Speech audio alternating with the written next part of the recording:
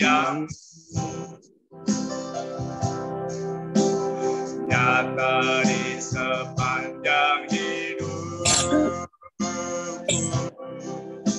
Darahmu telah layakkan kehidupanku.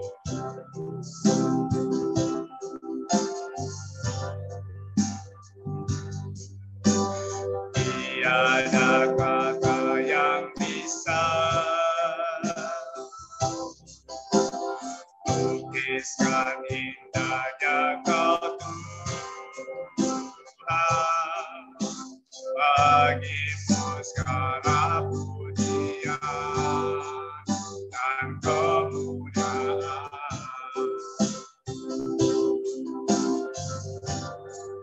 Ku tinggikan Engkau Tuhan, melebihi segalanya, lebih dalam ku menyembah dalam roh dan kebenaran selamanya.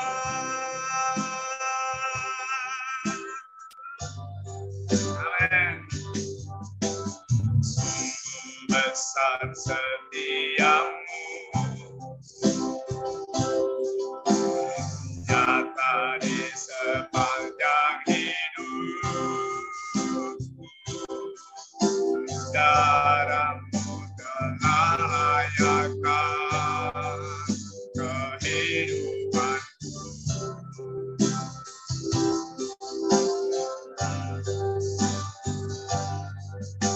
Tiada kata yang bisa lukiskan indahnya Kau Tuhan.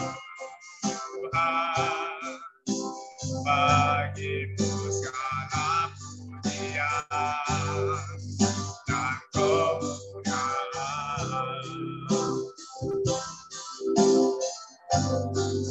Ku tinggikan Engkau Tuhan, melebihi segalanya, lebih dalam ku menyembah dalam roh dan kebenaran selamanya.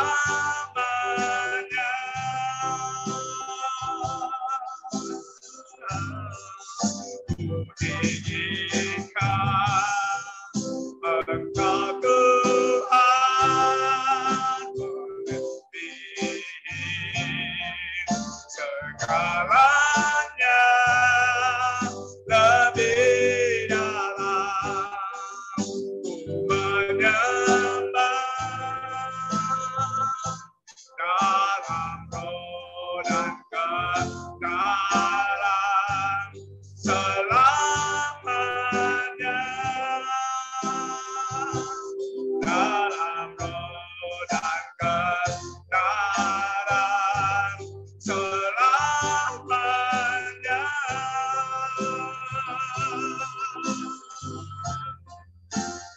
Haleluya.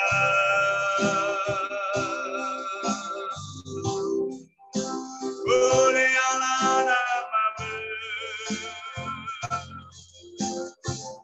mulialah namamu Bapa.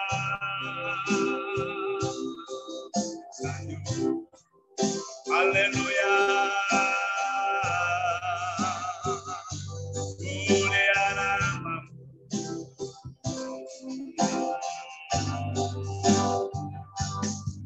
Ku sanjung Kau di tempat tinggi, sebab Engkau imam besar aku. Ku sanjung Kau lebih dari yang lain. yang lain dan menyembahmu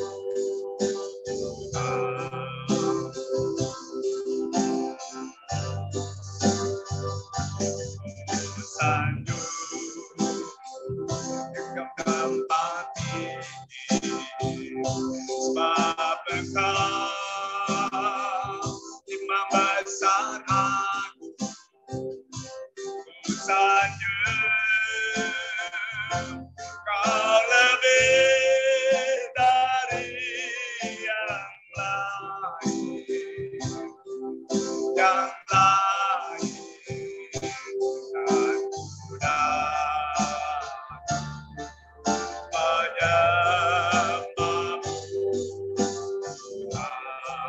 haleluya. Engkau yang kami sanjung, Engkau yang kami muliakan, Engkau yang kami hormati, Engkau yang kami tinggikan. Haleluya. Terima kasih Bapa di sorga. Kami bangga memiliki Allah yang seperti Engkau.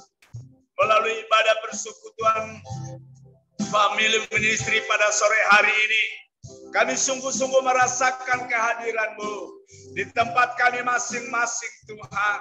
Walaupun kami berbeda tempat, tetapi roh kami, iman kami satu naik di hadapan Engkau. Pujian penyembahan kami naikkan di hadapan Engkau. Sehingga kami boleh merasakan lawatan jamahan Tuhan. Akan memberkati kami sore hari ini ya Bapa. Ada banyak mujizat Tuhan akan terjadi di dalam setiap pelayanan kami, dalam setiap rumah tangga dan pekerjaan kami, dalam setiap penyertaan Tuhan. Kami akan melihat kedahsyatan Allah terjadi dalam hidup kami. Oleh karena itu Tuhan pada sore hari ini, hamba mau menyerahkan seluruh kami yang hadir, yang sudah ada di Zoom ini. Engkau akan mengurapi setiap hamba-hamba-Mu yang akan mengambil bagian dalam pelayanan pada pagi hari, pada sore hari ini. Dalam nama Tuhan kami Yesus Kristus, hamba berdoa dan mengucap syukur dan menyerahkan ibadah kami di sore hari ini. Haleluya. Amin. Iya, kita akan nyanyi satu pujian.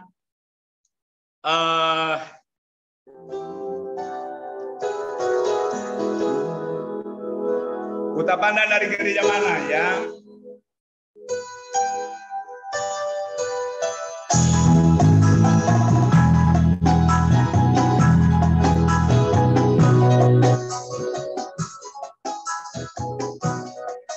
Kepandang dari gereja mana,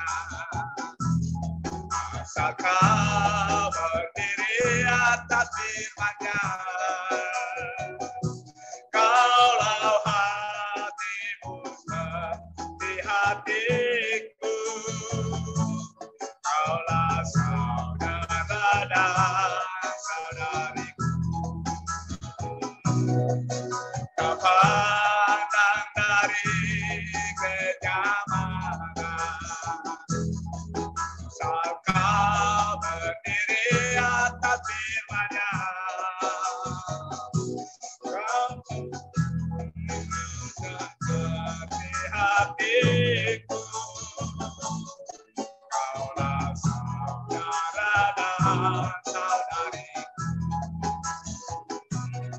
Kepandang dari gereja mana, asal kau berdiri atas firman-Nya.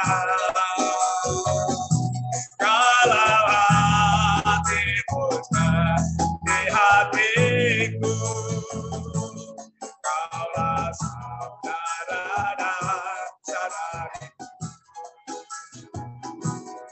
Ku cinta keluarga Tuhan, terjadi mesra sekali.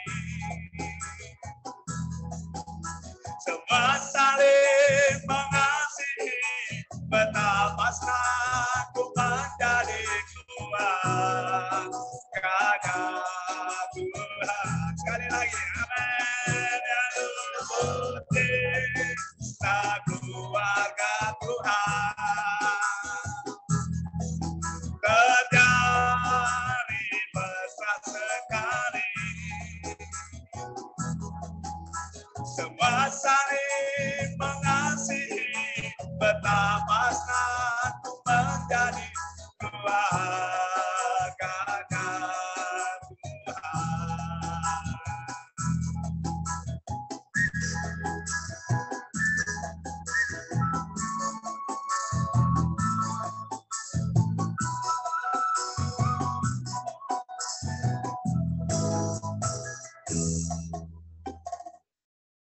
Terima kasih, Tuhan memberkati. Silakan saya serahkan kepada host.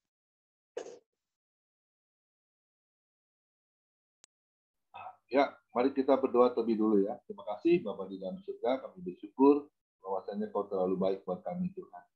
Kami percaya Tuhan, ibadah family ministry Tuhan kami buka, ibadah kami dari awal ke tengah hingga akhir ya Tuhan. Kiranya Kau pimpin ibadah kami di Zoom ini Tuhan, dan terus dapat berjalan dengan baik Tuhan. Segala gangguan apapun roh yang jahat kami tolak, kami hancurkan dalam nama Yesus. Biar Roh Kudus-Mu yang selalu memimpin ibadah kami. Kiranya Kau memberkati juga hamba-Mu yang sudah Kau persiapkan, Pendeta John Manopo Tuhan, untuk memberkati pelayanan pada sore hingga malam Tuhan. Kami percaya Tuhan, biar terus Kau lawat setiap kami, Kau urapi setiap kami Tuhan. Biar apa yang menjadi pesan-Mu Tuhan, untuk kami hidupi di dalam kehidupan kami. Hanya di dalam nama Tuhan Yesus, hamba-Mu sudah berdoa dan ucap syukur. Sama-sama kita katakan, amin. Ya, silakan Pak John Manopo untuk memberi kesaksian ataupun yang seperti Pak John Manopo ingin mengutarakan buat teman-teman yang mau belajar sekolah teologi ya. Silakan Pak John Manopo. Oh iya, ya saya kira ada dari teman-teman mau kesaksian dulu gitu. Ya, baik Bapak Ibu, Saudara yang dikasihi dan diberkati Tuhan. Ya, terima kasih ya buat Pak Pendeta Komingguan. Saya 2 kali menyampaikan firman di ruang ini ya, family ministry. Ya, kesaksian, saya mau bersaksi memang dalam perjalanan pelayanan saya, 15 tahun saya sebagai pendeta misi ya.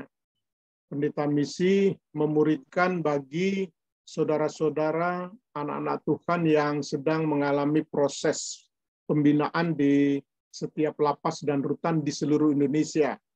Makanya saya, yayasan yang saya pimpin, lembaga misi yang saya pimpin, kami berada di hampir seluruh Indonesia, cabang kami ada. Makanya tadi begitu saya lihat Pak Pendeta Derikson sejabat di Pematang Siantar, kami ada cabang di sana, Pematang Raya, kemudian mana lagi tadi saya bilang di Langkat dan Kapanjaki, kemudian di Medan.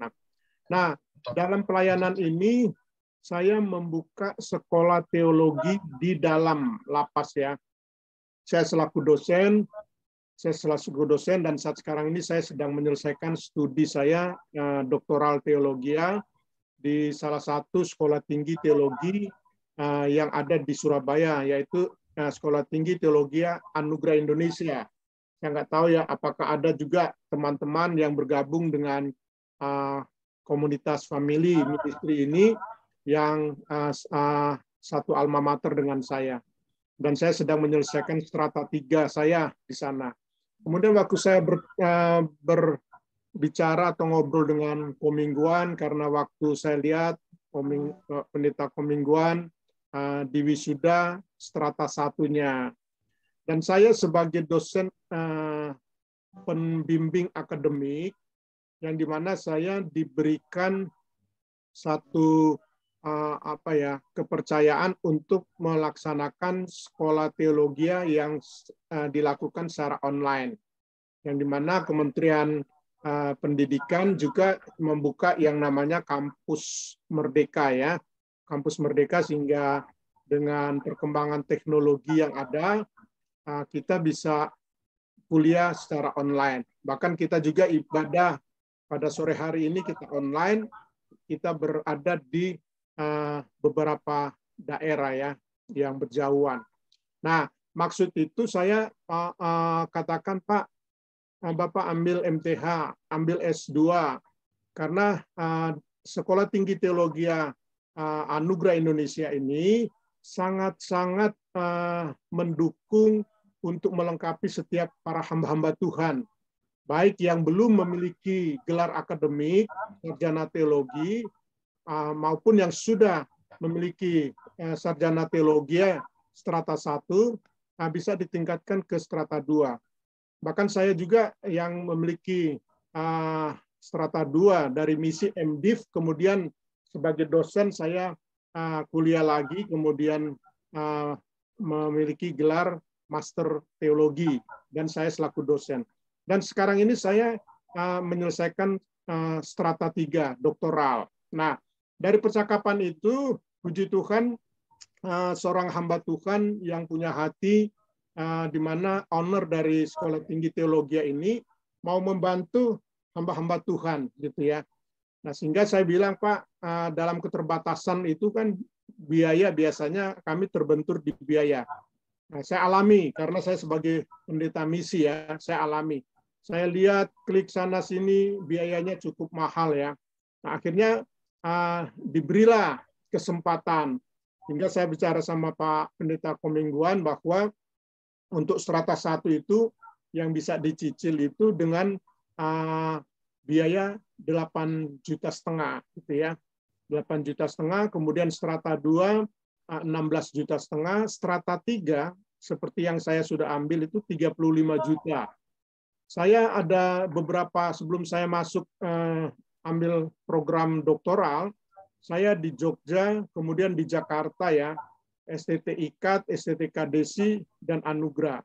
Tapi karena saya alumni Anugerah Indonesia, dan saya sebagai pendeta misi dan mengembalakan sebagai gembala pembina di beberapa lapas yang ada, saya diberikan kelonggaran. Nah, makanya saya coba mengajak bagi Bapak Pendeta Komingguan untuk menyampaikan hal ini. Dan dalam kesempatan ini saya diberikan waktu untuk menyampaikan ke setiap hamba-hamba Tuhan yang pingin rindu untuk melengkapi ya, memiliki pengetahuan tentang teologi yang dimana diberikan mata kuliah dan pengajar-pengajarnya itu semua doktor dan profesor gitu ya, yang kami di Sekolah Tinggi Teologi Anugerah.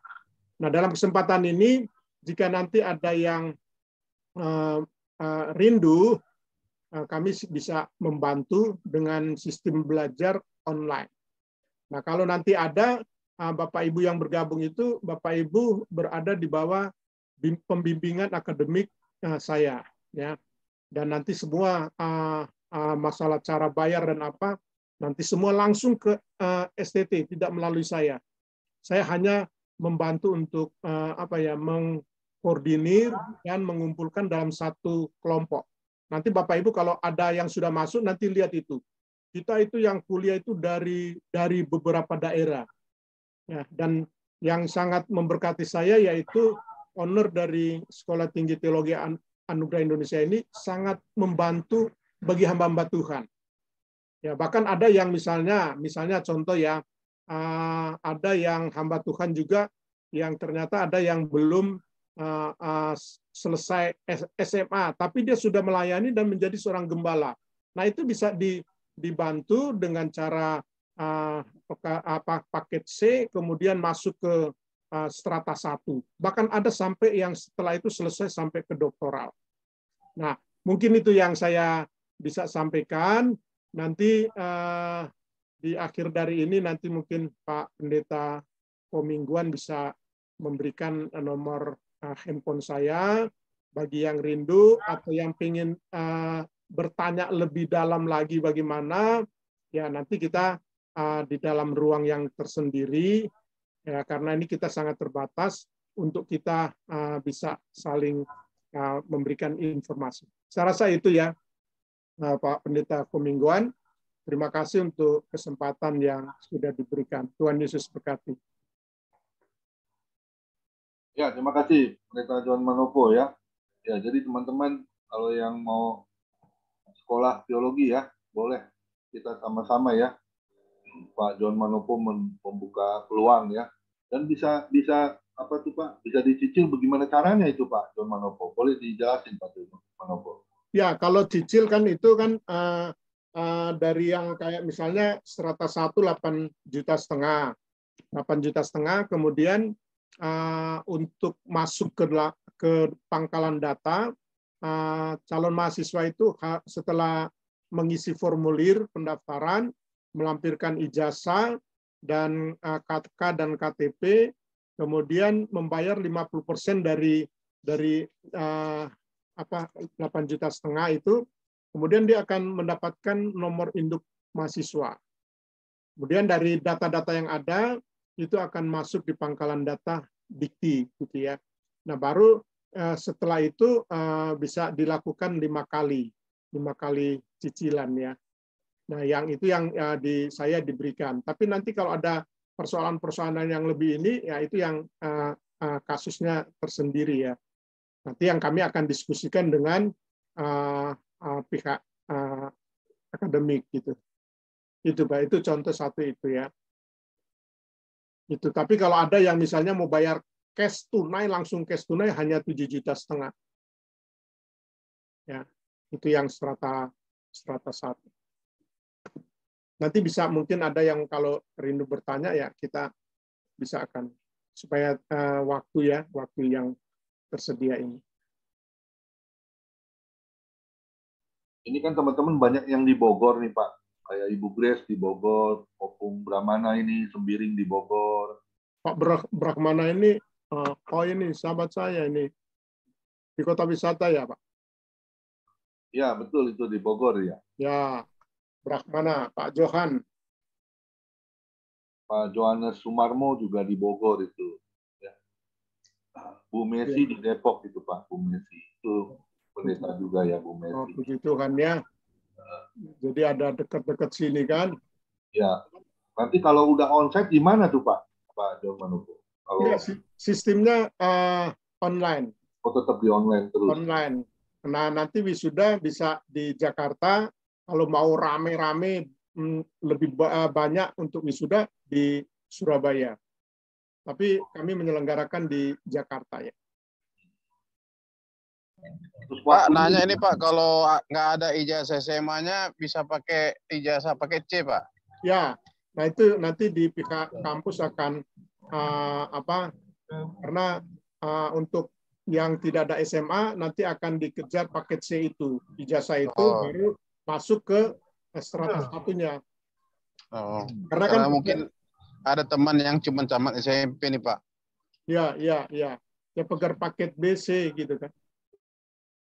Baru dia bisa melanjutkan, karena nanti kan nama Bapak Ibu yang masuk terdaftar itu ada di pangkalan data. Jadi tinggal diklik aja di pangkalan data perguruan tinggi itu akan keluar namanya.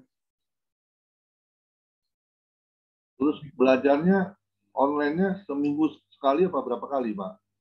Belajarnya itu seminggu untuk strata 2, strata 3, sebulan 4 kali ya. Jumat dan Sabtu. Jumat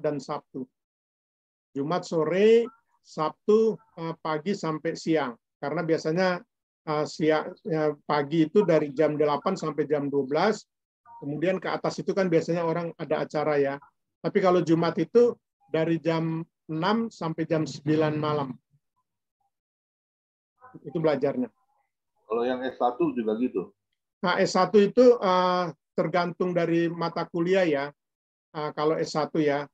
Nah, makanya nanti yang khusus S1 yang hamba-hamba Tuhan atau yang pokoknya para pelayan-pelayan itu nanti akan diatur untuk waktu belajarnya. Karena dia SKS-nya kan cukup banyak kalau S1 ya, sekitar 156 SKS. Itu Pak. Oh, ya. Ya, nanti kalau teman-teman kurang jelas boleh ya saya kasih nomor Pak Pendeta John Manopo ya, bisa hubungi, bisa tanya-tanya ya. Ya. Dan emang sudah dibuka, Pak, sekarang? Oh, sudah ya? Sudah berjalan ya? Sudah berjalan. Ini lagi banyak memang. Ini untuk program doktoral saja kami, angkatan saya saja ada sekitar 60 ya. 60. Kemudian yang di wisuda kemarin cukup banyak ya. Karena dia memberikan kemudahan buat hamba-hamba Tuhan. Tapi kalau bukan, itu biayanya mahal sekali. Biayanya mahal sekali. Ini hanya berlaku buat hamba-hamba Tuhan dan para pelayan gitu ya. Di luar dari hamba Tuhan dan para pelayan, biayanya yang biaya umum itu diklik di website itu keluar semua, biayanya mahal semua. Gitu ya. Mungkin itu. Ya, makasih Pak Johan Manopo. Ya, terima kasih ya. Ya, Pak Johan Sampeako, boleh satu lagu, Firman mau masuk sebuah lagu, boleh Pak Johan Sampeako.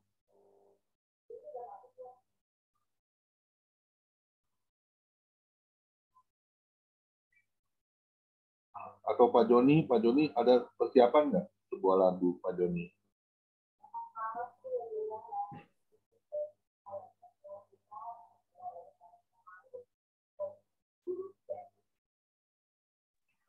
Kenapa Pak Mingguan? Ada sebuah lagu boleh untuk sebelum masuk firman, karena Pak Johan sampai aku mungkin lagi ada tamu. Pak Nikolas kayaknya ada itu. Lagi di jalan dia, lagi di mobil. Oke, baik. Untuk firman ya? Ya. Belum kabarnya menyampaikan firman. Oke, sebentar.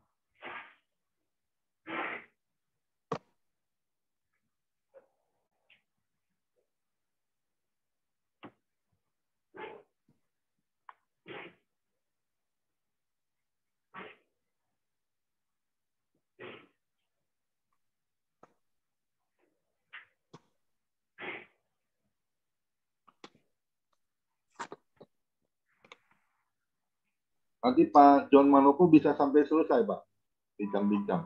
Bisa. Oke. Terima kasih Pak John Manopo.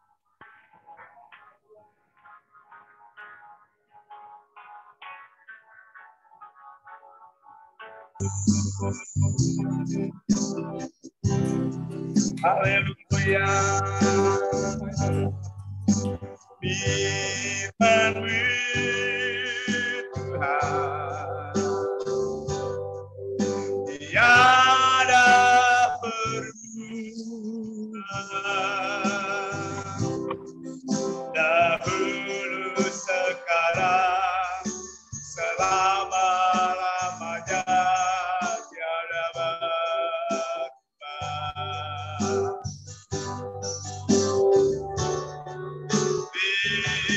Firman-Mu Tuhan, penolong hidupku, hatiku telah siap Tuhan, dengar firman-Mu,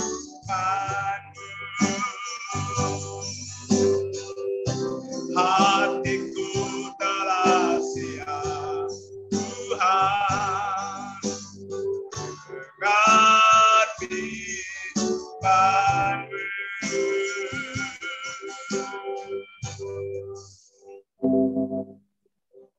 Ya, silakan namanya Pak Pendeta John Manopo. Ya, baik Bapak Ibu yang dikasihi dan berkati Tuhan, mari kita berdoa mohon bimbingan Roh Kudus dalam pembacaan firman. Kita berdoa. Kami datang dengan ucapan syukur. Terima kasih Tuhan Yesus, Engkau sungguh amat baik di dalam setiap kehidupan kami sebagai anak-anak-Mu. Walaupun persoalan, pergumulan yang kami hadapi, namun kasih dan setia Tuhan selalu menuntun kami untuk kami diteguhkan, kami dimampukan untuk melewati pergumulan kehidupan kami. Dan itulah iman kami di dalam Kristus Yesus. Karena Tuhan yang sudah berjanji, aku menyertai kamu senantiasa sampai akhir zaman. Kami bersyukur pada sore hari ini, di mana kami boleh bersekutu. Family ministry Tuhan, hamba-hambamu yang berada di beberapa daerah yang ada di Indonesia. Tuhan, Engkau melihat setiap hati kami. Engkau yang mengutus kami di dalam setiap tugas panggilan pelayanan kami masing-masing. Kami rindu untuk kami boleh bertumbuh, berakar, bahkan kami boleh menjadi berkat di dalam setiap bagian pelayanan kami. Dan firman ini boleh menjadi berkat dalam kehidupan kami. Tuhan urapi setiap pribadi kami, juga hamba-Mu yang Kau utus. Biarlah kebenaran firman yang keluar dari mulut bibir hamba, Engkau sendiri yang berkata-kata, agar kami dapat diberkati dan diteguhkan oleh firman. Dalam nama Yesus Kristus yang adalah firman itu, kami berdoa dengan ucapan syukur. Haleluya. Amin. Ya, Bapak Ibu, saudara yang dikasihi dan diberkati Tuhan, jika tidak keberatan, coba saya bisa melihat wajah-wajahnya karena saya belum berjumpa ya. Kalau ada di jalan, tidak apa-apa. Saya cuma ingin lihat agar ternyata ini sahabat-sahabat family ministry yang boleh bergabung. Bisa sebentar tongolkan wajah kita masing-masing. Karena ini ya, kita sebagai hamba-hamba Tuhan dengan kecanggihan teknologi kita bisa berkomunikasi. Tapi terkadang kita juga kalau Zoom ada kadang-kadang kita tidak berkenan juga ya.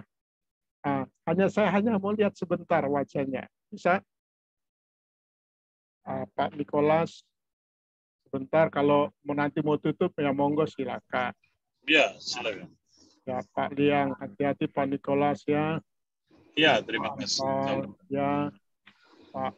Ya, wajah. Lagi yang belum terbuka. Oh, Pak Brahmana Sembiring. Ini sahabat saya yang di kota wisata, bukan? Saya tidak tahu ya. Di Bogor. Di Bogor. Oh, ya. Di Bogor ya. Bukan Pak Sembiring yang di kota wisata yang saya kenal ya. Baik, Ibu Lydia ya. Baik ya. Ya, hampir semua, 3 yang tidak membuka. Baik, terima kasih Bapak Ibu yang dikasihi dan diberkati Tuhan. Kemudian nanti mohon mungkin di mute ya, karena saya menggunakan headset supaya tidak terganggu ya. Yang paling penting suara saya dapat didengar.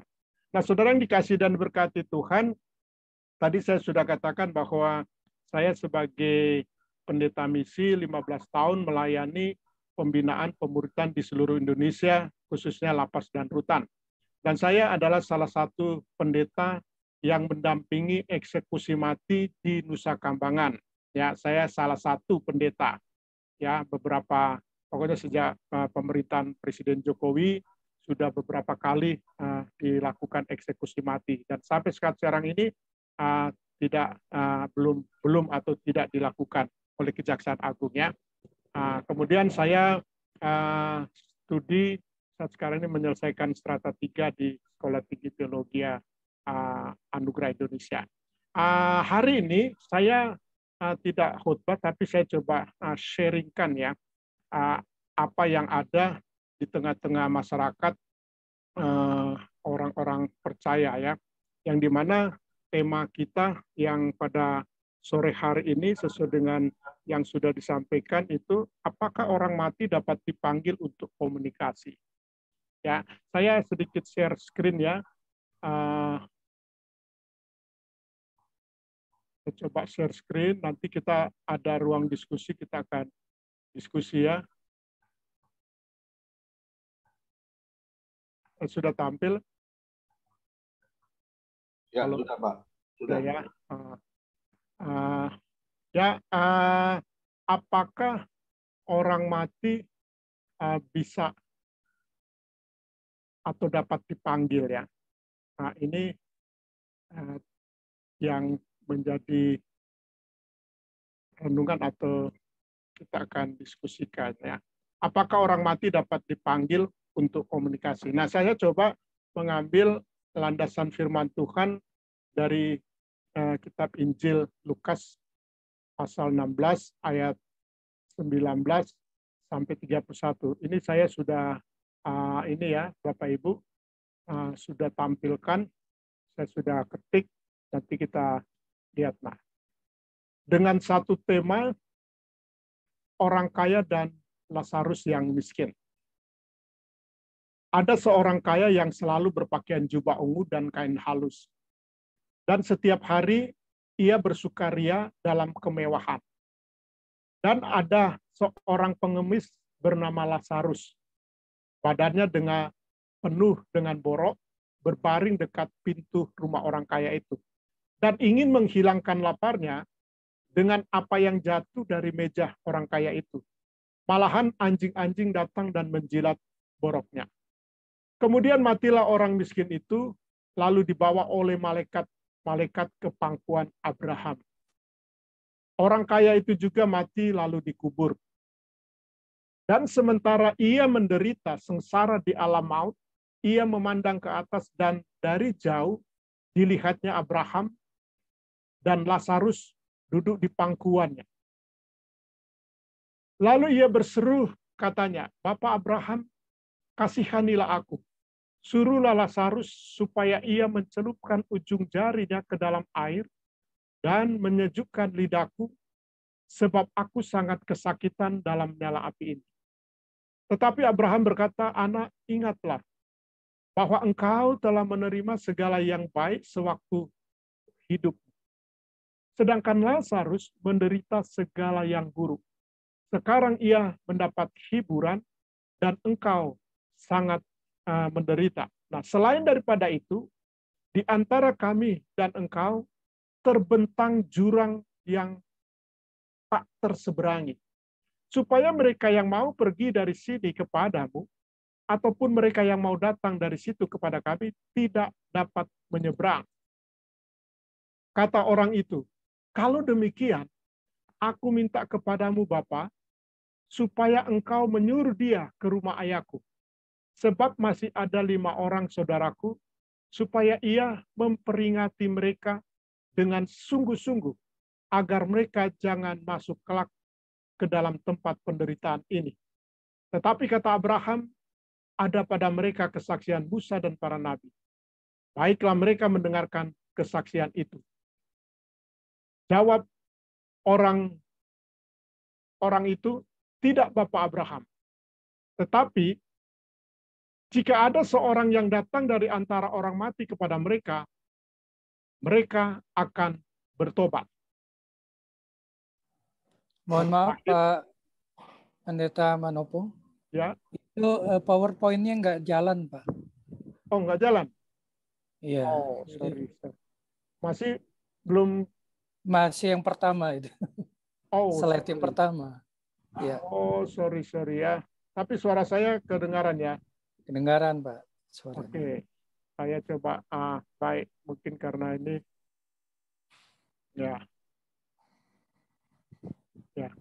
Kalau ini kelihatan? Kelihatan. Ini baru. Ya, oke ya. Berganti ini. Kalau gitu saya tidak perbesar ya. Saya tidak perbesar slide-nya, PowerPoint-nya. Kalau ini kelihatan ya. Baik. Jadi pembacaan kita tadi saya sudah baca. Ini kelihatan ya? Kelihatan Pak. Oke. Nah ini yang terakhir ini, tetapi ada kata Abraham, ada pada mereka kesaksian Musa dan para nabi, baiklah mereka mendengarkan kesaksian itu ya. Nah, Bapak Ibu yang dikasih dan diberkati Tuhan, coba coba kita akan diskusikan ya. Nanti kita akan diskusikan. Ini saya coba tampilkan slide yang nomor 6 ya. Nah, pandangan agama-agama lain dan budaya-budaya, perhatikan Bapak Ibu, budaya-budaya spiritisme ya. Saya nanti saya kirim materinya ke Pak Pendeta Komingguan ya. Ya, ini cuma kita buat sebagai hamba-hamba Tuhan, banyak sadar tidak sadar banyak ini. Saya melayani di pedalaman Kalimantan Barat, kemudian di Papua, kemudian di NTT, di Ambon ya. Kemudian bahkan di Medan ya, di Medan saya pernah ke sana, itu sangat-sangat ada satu daerah yang sangat betul-betul ya hubungan untuk hal-hal yang sifat-sifat orang yang sudah meninggal, ya itu, dan kepercayaan-kepercayaan ini adat istiadat yang turun temurun dan masih, bahkan di tempat saya di Manado pun begitu, ya, bahkan ada yang orang sudah meninggal, kemudian di kamarnya itu diberikan yang apa yang semasa hidup mereka senang gitu ya. Nah, Toraja. Ya, Toraja, ya Toraja juga. Di Toraja saya belum ya, saya belum ke Toraja ya. Saya belum ke Toraja, saya belum semua ke Toraja. Kalau di itu Toraja kan di daerah, iya Toraja ya, daerahnya Toraja. Saya belum, baru di ujung pandang ya, saya di Makassar. Nah, pandangan agama-agama lain ya, baik itu Buddha, Konghucu, Islam ya, itu masih memiliki satu kepercayaan. Bahkan agama Katolik pun itu mereka masih ada yang namanya doa arwah ya. Ya, saya sebagai dosen, saya ngajar tentang doktrin, saya ngajar tentang okultisme, saya ngajar tentang eskatologi ya, Bapak Ibu. Nah, budaya spiritisme ini artinya di mana mereka spiritisme ini adalah bagaimana terjadi satu komunikasi ya, terjadi satu komunikasi yang dilakukan. Nah, untuk mengundang roh itu dan berbicara.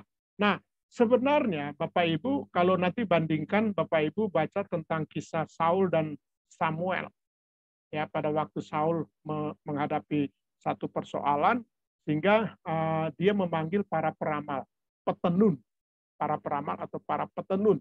Nah, untuk apa? Untuk berbicara, untuk melihat apa yang akan terjadi. Dan budaya-budaya spiritisme ini banyak dipahami, ada kepercayaan bahwa orang mati bisa membimbing orang hidup. Nah, kita sebagai seorang Kristen, bahkan sebagai seorang hamba Tuhan, kalaupun melihat hal-hal ini tradisi turun-temurun yang kita harus memahami, sebenarnya kita harus berani bisa masuk untuk melakukan. Karena kalau Bapak Ibu juga yang bisa belajar lebih dalam lagi, kalau di dalam misi itu ada juga yang disebut misi lintas budaya.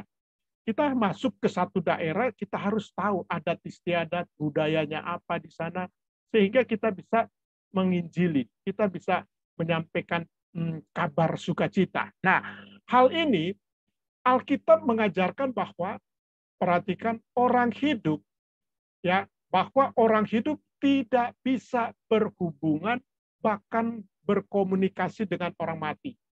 Ya,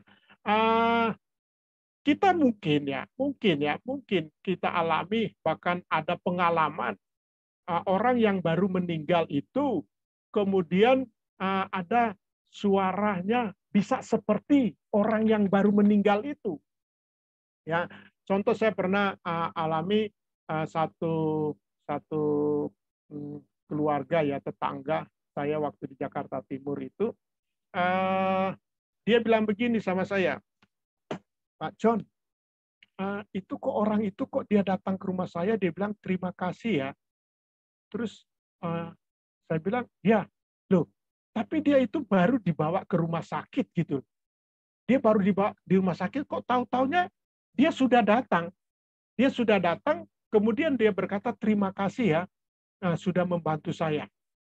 Nah, selang berapa menit kemudian dapat kabar bahwa orang itu sudah meninggal. Nah, dia Katolik. Dia langsung merasa takut. Loh, itu yang datang siapa? Nah, Bapak Ibu sadar tidak sadar, kita itu terkadang terpengaruh dengan situasi kondisi atau bahkan kebiasaan adat istiadat yang kita pahami turun temurun. Nah, sementara Alkitab boleh mengajarkan bahwa orang hidup tidak bisa berhubungan atau berkomunikasi dengan orang mati. Kenapa? Karena mereka yang sudah mati, ya, mereka memang sudah tidak tahu apa-apa. Bahkan di dalam bacaan kita ya, tadi di sini saya lihat ya ayat berapa itu. Nah ini perhatikan di ayat yang ke-26. Di sini dikatakan Selain daripada itu, di antara kami dan engkau terbentang jurang yang tak terseberangi. Jadi artinya kematian orang yang di luar Tuhan dan orang yang mati di dalam Tuhan, ini di dalam Injil Lukas 16 ini digambarkan. Orang yang mati di luar Tuhan itu dia langsung dikuburkan dan dia turun ke dalam dunia orang mati. Nah, tapi yang Lazarus yang di dalam kehidupannya dia sangat menderita, sengsara, bahkan dia makan pun dia sangat sulit. Tapi orang yang hidup berkelebihan itu tidak mau berbagi gitu. Nah, sehingga tindakan inilah yang menyebabkan digambarkan di dalam kisah Injil Lukas pasal 16 ini bahwa Lazarus langsung berada di pangkuan Abraham. Nah, ini mau menekankan bahwa jurang yang tak terseberangi, artinya neraka dan surga itu adalah sesuatu yang bertolak belakang. Ya, supaya mereka yang mau pergi dari sini kepadamu maupun mereka yang mau datang dari situ kepada kami tidak dapat menyeberang.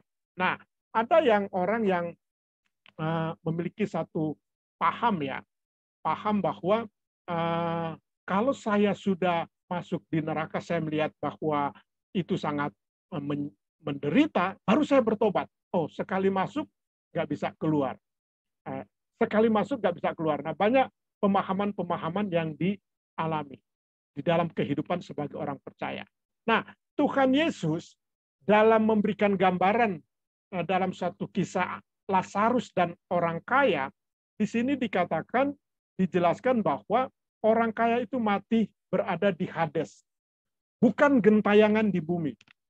Kenapa? Kalau pengkhotbah berkata bahwa waktu manusia mati, dia akan tubuh kembali kepada debu, menjadi debu, kembali kepada debu, karena dari sana kita diambil.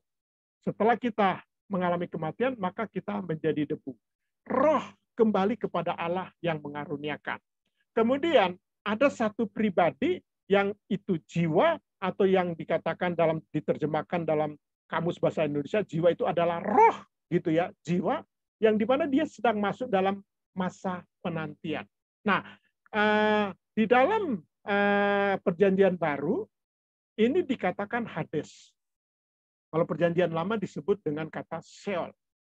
Jadi orang yang mati itu berada di dalam dunia orang mati. Dan mereka tidak ada yang dikatakan bergentayangan. Nah, terus pertanyaannya, kalau begitu siapa? Kok bisa yang meninggal itu kita dengar suaranya? Nah, itu iblis yang menyerupai. Ya, Bapak Ibu, kita sadar tidak sadar, terkadang kita terbawa dengan tradisi-tradisi yang ada. Benar atau tidak ya, coba kita koreksi. Saya waktu kecil juga bisa melihat bahwa kalau ada papa, opa kami, oma kami meninggal atau siapapun, itu di kamar itu ditaruh apa yang dia sukai. Nah, kita tidak mengerti, tapi sampai sekarang turun-temurun. Bahkan ada orang yang datang ke kuburan itu dia berbicara. Ada ya? Ya ada. Berbicara. Dia bilang, ini saya datang, ini John datang, ngobrol. Ya pokoknya dia ngobrol lah. Dia mungkin mengobrol dengan situasi kondisi yang apa yang dia alami. Nah, Bapak Ibu yang dikasih dan berkati Tuhan, seharusnya kan kita melihat bahwa kalau kita mau lakukan hal ini, semasa mereka orang-orang yang kita kasihi itu masih ada. Ya, kalau mau kasih makan, ya kasih makan yang saat dia masih hidup, gitu kan. Kasih makan yang kesenangan dia selama dia masih hidup. Jangan sudah mati, tapi kita memberikan makanan itu. Nah, seolah-olah yang sudah mati itu yang menikmati.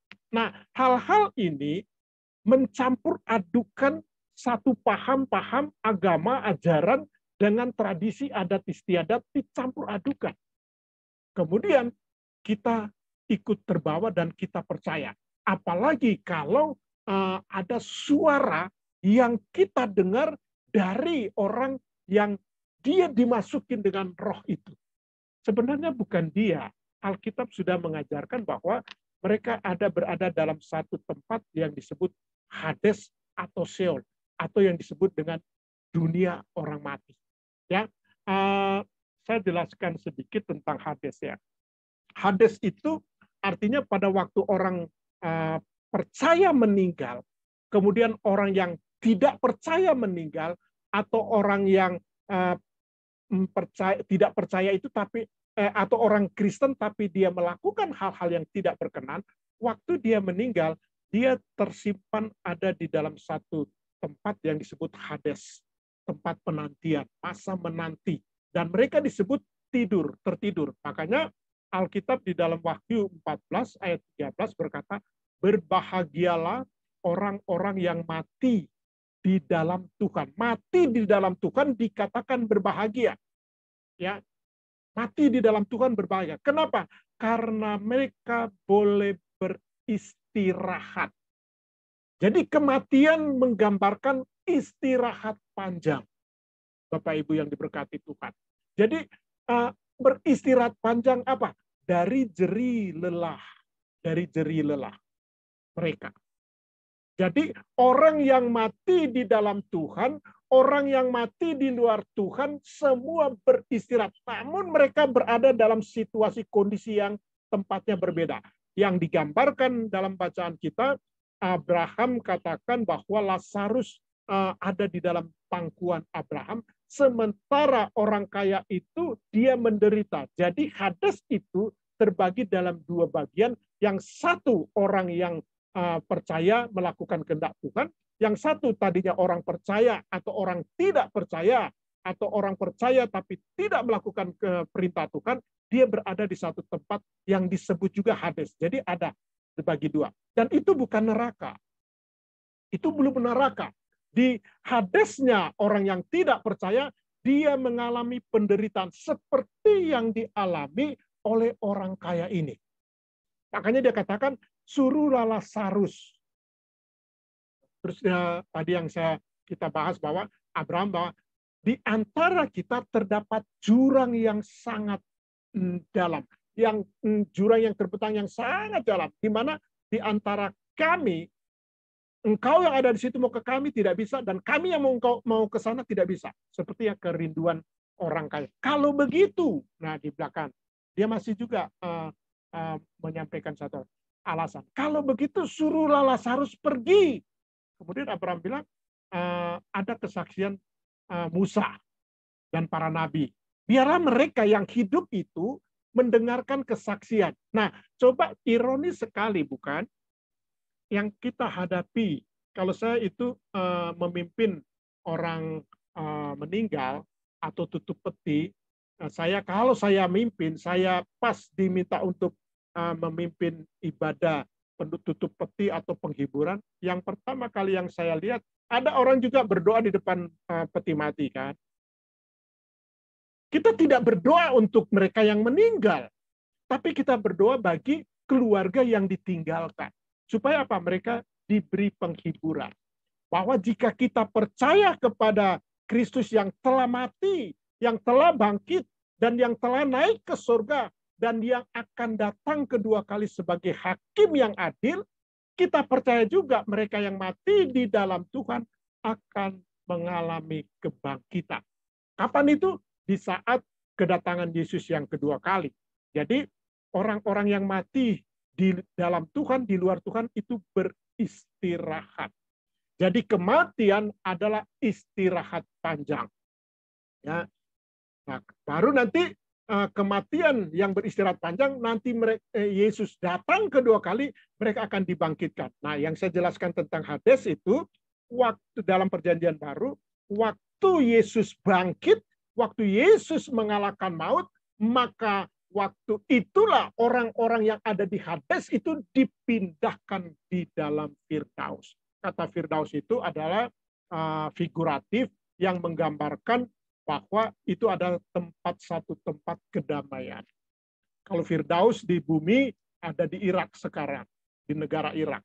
Itu Firdaus, Taman Firdaus itu sekarang berada di negara Irak. Kalau Bapak Ibu yang sudah pernah ke Timur Tengah atau ziarah ke Yerusalem, ke Israel sana, kalau ada kesempatan itu, nah, Taman Firdaus itu ada di Irak.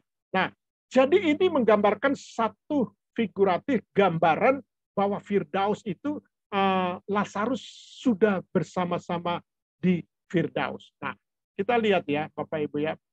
Lazarus dan Abraham telah berada di Firdaus yang dalam ungkapan Ibrani disebut pangkuan Abraham. Pangkuan Abraham. Nah, dalam teologi Kristinia, Hades dan Firdaus merupakan intermediate state. Jadi tempat peristirahatan. Mereka itu berada di satu. Untuk apa? Menunggu sangkakala Allah datang. Bapak Ibu bisa baca di dalam 2 Tesalonika 5 ayat mulai dari ayat yang ke-16 ya.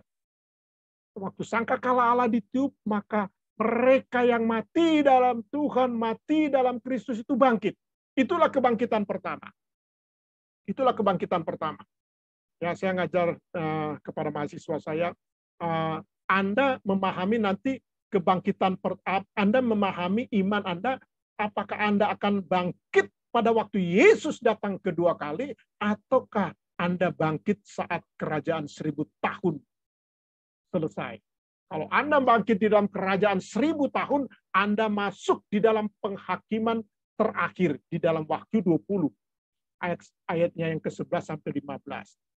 Ya, itu memang orang-orang yang dilemparkan dalam kerajaan maut. Artinya kerajaan maut itu adalah neraka. Jadi Hades itu bukan neraka, tapi sudah seperti neraka. Ya, nanti mereka yang mati itu di luar Tuhan, mereka akan mengalami yang namanya penghukuman terakhir dan mereka langsung dicampakkan ke dalam lautan. Nah, kita lihat ya. Jadi orang-orang mati tidak gentayangan di bumi. Ingat ya Bapak Ibu, ini Alkitab berkata, Ayub 14 ayat 10 sampai 12. Orang-orang mati tidak bangun. Tetapi bila manusia mati, maka tidak berdayalah ia. Ya, jadi jelas ya, artinya dia sudah tidak bisa berdaya dan tidak ada upah lagi bagi dia. Bila orang binasa, di manakah ia? Seperti air menguap dalam tasik dan sungai surut dan menjadi kering. Demikian juga manusia berbaring dan tidak bangkit lagi. Jadi kematian itu adalah beristirahat. Ayub mau katakan bahwa mereka itu tertidur dan terjaga dan mereka tidak bangun dari tidurnya. Tapi dia akan bangun waktu kedatangan Yesus yang kedua kali. Semua orang percaya, dia akan dibangkitkan, tidak percaya akan dibangkitkan. Namun persoalannya mengalami kebangkitan yang pertama ataukah yang kedua. Ya. Nah, nanti kalau kita bisa diskusi ya. Kemudian perhatikan Ayub 7 ayat 9 dan 10. Orang mati tidak akan muncul kembali. Yang muncul itu adalah iblis setan yang menyerupai orang yang meninggal itu, yang menyerupai suaranya. Perhatikan, saya ngajar okultisme ya, Bapak Ibu. Saya bilang, siapa di antara mahasiswa saya bilang, siapa di antara kalian yang bermain-main okultisme? Ya, yang bermain-main okultisme. Angkat tangan saja, supaya saya mengetahui bahwa, oh ternyata saya menyampaikan mata kuliah okultisme, ada mahasiswa saya yang dia bermain dengan okultisme. Nah, yang saya sangat heran itu, waktu saya ngajar itu kebetulan kelasnya kelas yang ada di Kalimantan Barat. Oh ternyata semua mahasiswa saya angkat tangan. Mereka angkat tangan gitu. Angkat tangan mereka bersekutu dengan kuasa-kuasa kegelapan. Kemudian saya bilang, Alkitab sangat amat jelas di dalam Keluaran 20 bahwa dibalaskan sampai dengan keturunan ketiga dan keempat. Bisa bayangkan ya, kalau ketiga dan keempat. Jadi misalnya dibalas ini yang melakukan. Kalau ketiga dan keempat, ini yang pertama, anak, kemudian cucu, kemudian apa ini ya? anak, cucu, anaknya cucu ya, disebut apa ya? Cicit. Cicit gitu ya, cicit. Kalau sampai keempat, cucunya cucu gitu ya. Cicit terus apa lagi ya? Masih ada sebutan nggak? Cucu. Buyut. Bisa bayangkan nggak? Ini yang sudah meninggal. Kalau taruhlah Alkitab kita bandingkan, Alkitab berkata masa hidup kami 70 tahun. Mazmur 90 ayatnya yang ke-10. Masa hidup kami 70 tahun. Jika kami kuat 80 tahun. Ya. Nah, kalau kita taruhlah 70 tahun. 70 tahun, 70 tahun, 70 tahun, 70 tahun. 7 kali 7 berapa? 49. 490 tahun. Dia balaskan sampai keturunan gini. Sementara ini meninggal sampai dengan 490 tahun. Ini murka. Ya, murka. Hukuman Allah kepada orang yang bersekutu. Jangan ada Allah lain di hadapanku. Ya. Jadi orang yang bermain dalam okultisme, dia bermain dalam praktek-praktek okultisme, dia memanggil-manggil roh-roh orang mati, kemudian bersekutu, kemudian iblis menyerupai yang meninggal itu, dia dikatakan berzina dengan Tuhan. Ya, berzina artinya, maaf, bukan berzina dengan Tuhan. Dia berzina, artinya dia menduakan. Dan ada hukuman itu. Nah, dibalaskan. Makanya kenapa dalam kasus-kasus yang saya layani ya, karena memang saya sebagai dosen di sana, okultisme, saya bilang waktu engkau pergi ke orang pintar, engkau pergi ke dukun-dukun, ada yang namanya kalau dukun bilang, oh kamu nggak gratis, kamu harus berikan apa? Tumbal. Nah, satu kesaksian saya layani, ada seorang, ya saya tidak sebut dia dari suku mana, tapi dia berguru, dia orang Kristen, orang percaya, pergi ke gereja. Tapi di luar itu dia tidak dapat apa-apa. Karena dia apa? Dia bersekutu dengan kuasa-kuasa kegelapan. Dan dia gunakan itu hanya untuk sesuatu hal yang kewibawaannya. Jadi kalau dia masuk kantor, tidak ada yang tidak tunduk sama dia. Nah, setelah dia berjumpa dengan saya, gara-gara saya melayani orang tuanya yang berulang tahun ke-70. Saya tidak kenal dia, tahu-taunya dia bilang, Pak Pendeta doain. Saya bilang, saya tidak berurusan dengan Anda. Nah, tapi saya sudah tahu gelagatnya, gerak-geriknya. Saya bilang, dia ini memang memiliki pegangan-pegangan, atau dibilang, kalau di tempat kami di Manado dibilang opo-opo. Ya, dia pegang satu kuasa-kuasa kegelapan. Setelah saya tanya sama orang tuanya, ternyata dia berguru. Dan saya bilang, Anda berguru dari 4 tempat. Dia langsung, iya Pak Pendeta, saya melakukan itu. Makanya saya mau. Dan saya sangat, kamu sudah tahu kan apa akibatnya? Tahu. Siapa yang diminta? Dia bilang, saya sangat mengasihi anak saya yang paling kecil. Yang dia sayang, dia paling. Itu yang diminta. Dia katakan demikian. Nah, jadi hal-hal ini, iblis itu memang memperdaya setiap orang. Makanya kalau kita mau lihat sini ya, orang mati tidak akan muncul kembali. Jadi kalau tema kita, apakah orang mati bisa dipanggil untuk komunikasi? Tidak bisa. Ya, kalau landasan firman Tuhan dikatakan, sudah terdapat jurang yang amat jauh, yang terbentang yang amat sangat jauh. Di mana kami ada di sini untuk pergi ke situ, maupun engkau yang dari situ mau ke kami, nggak bisa. Karena terbentang jurang. Ya, jurang. Dan jurang ini yang disebut maut. Dan maut ini yang dikatakan kerajaan maut. Ya. Kemudian ayat ini berkata, demikian juga orang yang turun ke dalam dunia orang mati tidak akan muncul kembali. Jadi, Bapak Ibu yang dikasihi dan diberkati Tuhan, saya ini memang ngalami karena sebagai pendeta misi keliling Indonesia, masuk ke daerah-daerah yang terlalu memang benar-benar ekstrim, ya kuasa-kuasa kegelapannya sangat ini ya, sampai ada di Kalimantan itu mereka sampai dibilang jangan masuk di sana Pak, jangan masuk. Tapi kita masuk enggak ada apa-apa, sehingga mereka merasa ada apa, kok punya kekuatan apa? Kekuatan apa? Ya, kekuatan apa? Kami datang dengan kuasa Tuhan. Kami datang untuk apa? Untuk memberikan kabar sukacita. Jadi persoalan mereka percaya, kami cuma hanya menyaksikan kebaikan Tuhan. Jadi tidak dibilang kamu harus bertobat, kamu harus terima Yesus Kristus. Nggak bisa. Karena adat istiadat itu yang harus kita lihat gitu kan. Kita masuk dengan cara yang sangat elegan. Nah, jika ada yang seperti ini, pemahaman-pemahaman ini, Alkitab berkata apa? Orang yang mati tidak lagi kembali ke rumahnya. Dan tidak dikenal lagi oleh tempat tinggalnya. Makanya orang yang sudah mati, kenangannya itu hanya kenangan dan dia sifatnya hanya sebentar. Tapi kalau ada orang yang berduka cita yang berlarut-larut, makanya dikatakan seperti orang yang tidak beriman. Ya, jangan seperti orang yang tidak beriman. Artinya orang yang tidak percaya. Kenapa? Kalau kita percaya bahwa Yesus Kristus yang telah mati, kita percaya bahwa Yesus Kristus yang telah bangkit, dan kita percaya bahwa Yesus Kristus yang telah naik ke surga, kita juga percaya bahwa mereka yang mati di dalam Tuhan akan dibangkitkan. Amin. Nah, kemudian saya coba, ini saya tidak akan bahas ayat ini, banyak ayat yang ini, tapi saya tidak bahas. Nanti Bapak Ibu bisa pelajari.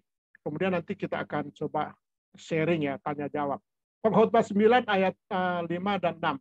Orang mati tidak tahu apa-apa. Ya, kita mau potong-potong, kita mau cincang-cincang, dan lain sebagainya, dibakar, dia nggak tahu apa-apa. Kenapa? Karena tubuh ini sudah tidak sudah tidak merasakan apa-apa. Kenapa? Karena dua pribadi, roh dan jiwa, meninggalkan. Jadi pada saat kedua pribadi itu meninggalkan, itu matilah kita. Jadi tubuh ini sebenarnya adalah penjaranya jiwa dan roh. Nah, beda dengan hewan ya. Kenapa hewan tidak bisa memuliakan Tuhan? Kenapa hewan tidak bisa bernyanyi? Karena dia tidak ada roh. Dia hanya memiliki jiwa. Makanya kenapa kok ada hewan yang pintar ya? Karena dia memiliki jiwa yang terus dilatih dan dilatih. Makanya yang selalu diisi adalah jiwa. Jiwaku terbuka untukmu Tuhan. Jadi artinya makanan rohani kita adalah jiwa. Roh kita dikuatkan. Nah, sehingga kita bisa menetralisir setiap keinginan-keinginan daging. Dari mana? Dari mata, kemudian dia turun, kemudian kita olah dalam pikiran. Jadi pikiran ini adalah sumber dari segala sesuatu yang baik dan yang jahat. Makanya kelola dengan baik pikiran saudara dan saya, kemudian jaga hati. Kenapa? Karena hati inilah pintu. Dosa masuk, dosa tidak masuk adalah hati. Karena keputusan semua ada di sini. Makanya bagi setiap anak-anak Tuhan yang sudah menerima Yesus sebagai Tuhan dan Juru Selamat, Roh Kudus ada di dalam hati kita. Dan pribadi Roh Kudus ini yang senantiasa selalu menginsafkan, yang senantiasa selalu mengingatkan jika ada hal-hal yang tidak berkenan yang kita lakukan. Makanya pengadilan Kristus itu Yesus mengadili bagi setiap yang tidak kelihatan. Nah, tadi kan ada pujian apa? Selidiki aku, lihat hatiku, apakah ku sungguh mengasihimu, Yesus, Kau yang Maha Tahu, dan melihat hidupku tak ada yang tersembunyi bagimu. Tidak ada yang tersembunyi bagi Tuhan. Ya, yang terakhir ya Bapak Ibu, saya tidak ini karena waktunya terbatas ya. Perhatikan, tetapi orang-orang yang mati tak tahu apa-apa, tak ada upah lagi bagi mereka. Makanya tadi yang saya katakan di dalam Mazmur 14 ayat 13, boleh beristirahat dari jerih lelah mereka. Makanya kalau Bapak Ibu melangkah, melayani, ya menginjili, jerih lelah Bapak Ibu tidak sia-sia. Upah sudah tersedia bagi Bapak Ibu dan saya. Di saat saudara melangkah dengan terus-menerus seperti family ministry yang setiap hari mengundang setiap hamba-hamba Tuhan untuk bersekutu, kemudian melakukan misi amanat agung yang Tuhan tempatkan, yang Tuhan berikan bagi setiap kita dengan profesi kita masing-masing, dengan cara kita masing-masing. Ya, Ada juga kan orang juga bisa menginjili, dia tidak harus menjadi seorang hamba Tuhan. Dia dengan bermain keyboard dan lain sebagainya. Namun di dalam pribadi dia, orang bisa melihat Yesus. Dari mana? Tindakan dan perbuatannya. Ya. Baik kasih mereka maupun kebencian, kecemburuan mereka sudah lama hilang. Dan untuk selama-lamanya tak ada lagi bagian mereka dalam segala sesuatu yang terjadi di bawah matahari. Jadi ingat Bapak Ibu, apapun yang kita kerjakan itu semuanya hanya untuk kemuliaan Tuhan. Kenapa? Karena sebenarnya tujuan manusia diciptakan untuk memuliakan Tuhan. Namun sejak manusia jatuh di dalam dosa, segala keinginan-keinginan daginglah yang masuk di dalam kehidupannya. Makanya Paulus katakan, matikanlah segala keinginan daging. Nah, kalau kita melihat dalam kehidupan ini, jika ada pemahaman-pemahaman, mereka bisa berkomunikasi dengan orang-orang mati, berkomunikasi dengan dunia orang mati. Kita sebagai hamba Tuhan, beritahukan kepada mereka. Karena adat istiadat, karena memang kebiasaan seperti itu. Ya, saya pelayanan di NTT di pedalaman. Satu kesaksian. Ironis juga, itu seorang hamba Tuhan. Kemudian dia itu sangat luka batin, bahkan bukan kepahitan lagi, luka batin kepada bapaknya. Kenapa? Dia mengingatkan bapaknya, Pak, tidak usah bangun kubur itu mewah-mewah. Nah, sementara maaf ya, rumah mereka sampai bocor saja tidak diperbaiki. Yang paling penting kan selama masih hidup. Yang sudah mati justru kuburannya mewah benar. Bapak Ibu kalau tidak percaya coba pergi ke NTT sana. Kuburannya bagus-bagus. Di Manado, di Medan juga seperti itu ya. Orang-orang Kristen, kantong-kantong Kristen. Tapi kenapa kita tidak menikmati? Makanya saya selalu katakan, nikmati hidup ini. Kalau engkau diberkati, nikmati hidup ini. Kau lakukanlah, menjadi berkat. Kenapa? Karena pada waktu kita kembali kepada Tuhan, tidak ada sesuatu yang kita bawa dalam hidup ini. Ya, mungkin ini yang saya bisa sharekan. Kalau ada yang mau kita diskusikan, kita saling tanya jawab, mari. Karena waktu yang singkat ya, karena ada kegiatan-kegiatan yang ada. Silakan Bapak Ibu, kita bisa sharing sedikit. Ya, nanti materinya saya kirim ke Pak Pendeta Komingguan. Ya, Tuhan Yesus berkati. Silakan, monggo. Ya, boleh tutup dalam doa dulu, Pak. Oh, baik. Baik, kita berdoa ya. Bapa Surgawi, kami mengucap syukur oleh karena kasih anugerah Tuhan, kebenaran firman-Mu. Kami sudah belajar Tuhan bagaimana dalam kehidupan kami, apa yang kami alami di dalam setiap pelayanan, bahkan setiap anak-anak Tuhan. Yang terkadang mereka melakukan hal-hal, sesuatu yang firman Tuhan tegaskan bahwa kami tidak bisa lagi atau tidak dapat berkomunikasi dengan dunia orang mati. Karena mereka sudah berada dalam satu tempat yang dikatakan Hades atau Sheol atau Firdaus. Dan di saat kedatangan Kristus yang kedua kali, kami rindu Tuhan. Kami boleh mengalami kebangkitan yang pertama. Terima kasih dalam nama Yesus Kristus kami bersyukur. Haleluya. Amin. Ya, terima kasih yang banyak Pendeta John Manopo ya, yang sudah memberkati kita semua ya. Ya, memang saya jadi teringat waktu saya belum percaya Tuhan ya. Saya suka main sama teman-teman tuh ya, main jalangkung Pak. Main jalangkung itu yang dipanggil nenek saya baru meninggal kira-kira seminggu ya. Itu dipanggil Pak. Dan datang teman saya itu yang maaf kata ya, ini cuma kesaksian. Jadi dia kesurupan masuk rohnya nenek saya itu, dan dia maaf kata ya, nggak bisa bahasa Chinese, tapi tiba-tiba dia bisa ngomong Chinese. Suaranya mirip banget kayak nenek yang meninggal. Bahkan kalau akhirnya kita penasaran ya, ambil surat tuh, ambil kertas folio putih ya. Kita kasih bolpen, dia tulis lupa, tapi hurufnya huruf Cina dia tulisnya. Ini saya juga sampai kadang-kadang bingung, ini beneran apa gimana ini ya? Dan waktu itu mainnya itu belum lama ya, jadi nenek udah meninggal 1 minggu itu dipanggil roh. Ya, tapi sekarang saya nggak berani ya main-main begitu ya. Dan itu waktu mau pulangnya juga nggak bisa ngusirnya. Sampai akhirnya semuanya kalang kabut diberangkakin itu. Bajunya itu pakai baju nenek itu. Jadi baju yang meninggal itu kan masih ada ya, jadi kita pakai di tiang salib gitu ya.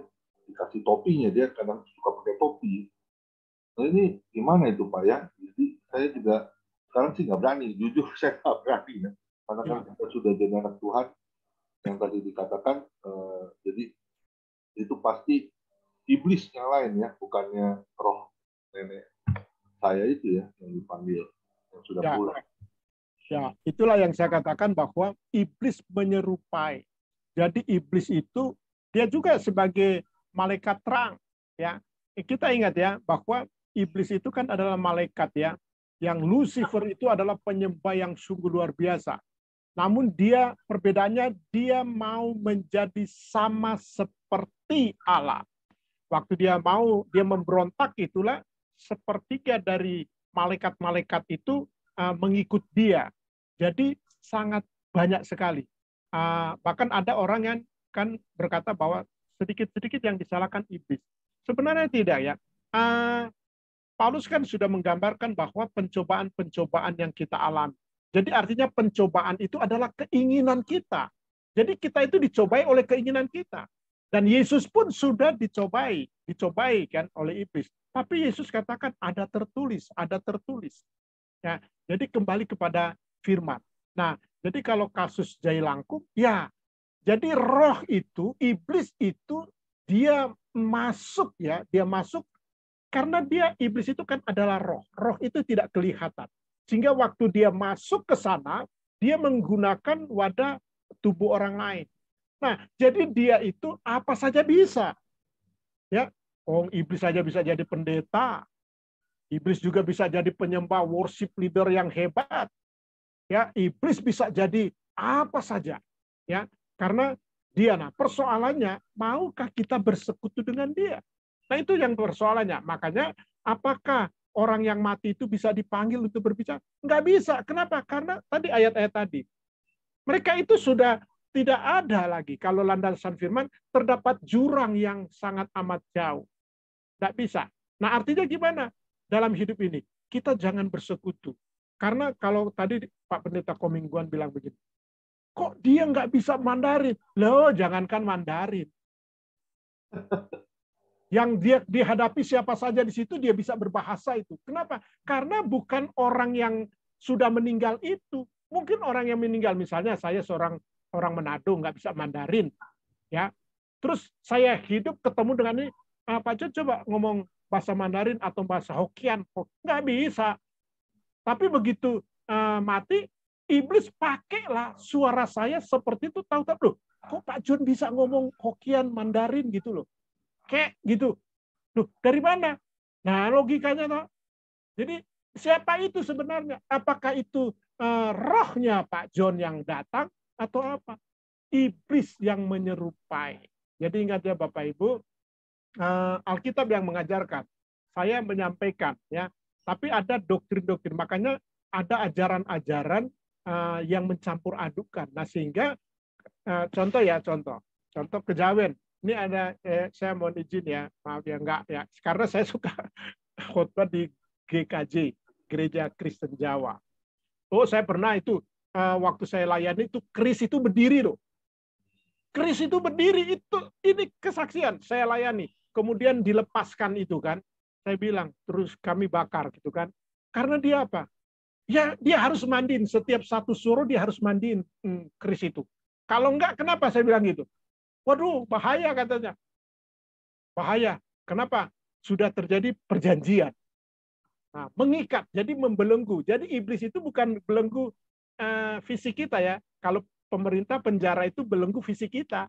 Tapi roh kita, jiwa kita bebas memuji memuliakan Tuhan. Tapi iblis itu belenggu roh kita yang dia belenggu, jiwa kita dia belenggu. Kita tubuh kita bebas.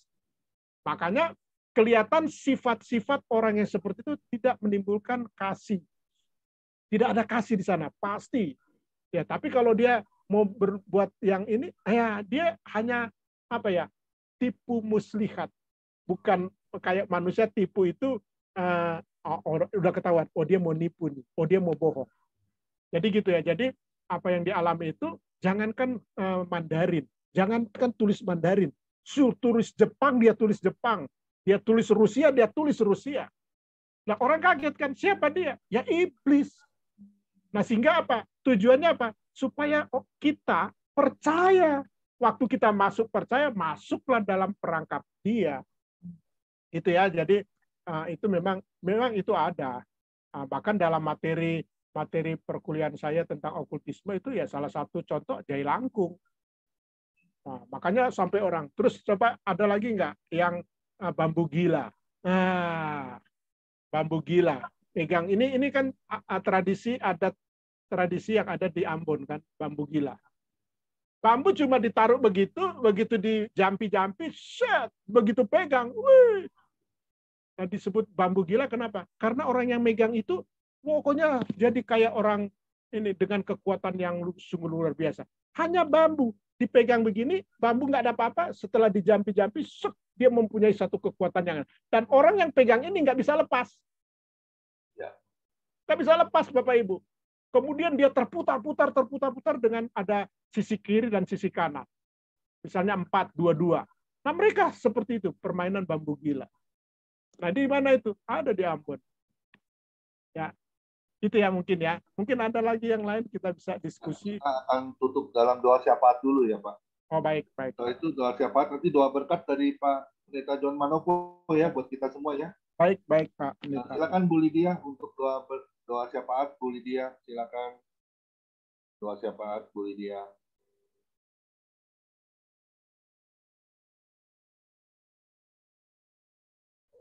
Bu Lydia.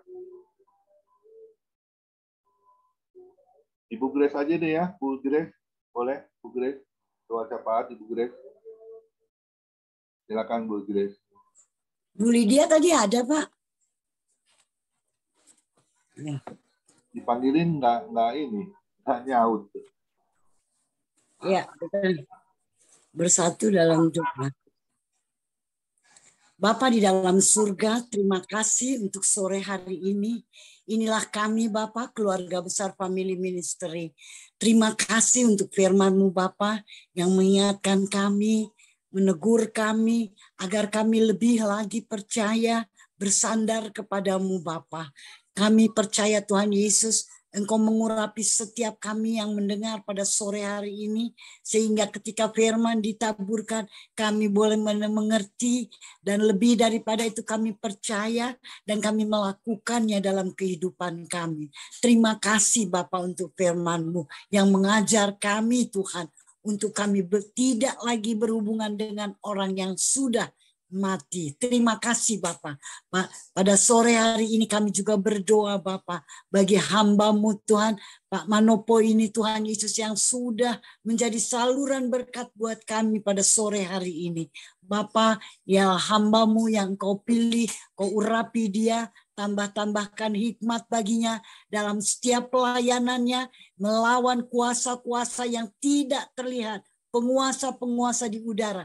Oleh sebab itu Tuhan kami bersatu hati. Mohon Tuhan tutup bungkus hamba-Mu ini dengan kuasa darah-Mu dalam setiap pelayanannya. Agar ketika dia melayani, dia dapat melakukan perkara-perkara yang besar. Dia pulang dengan berkat yang melimpah. Dia tidak akan pernah kekurangan. Dia akan berhasil dalam setiap pelayanan.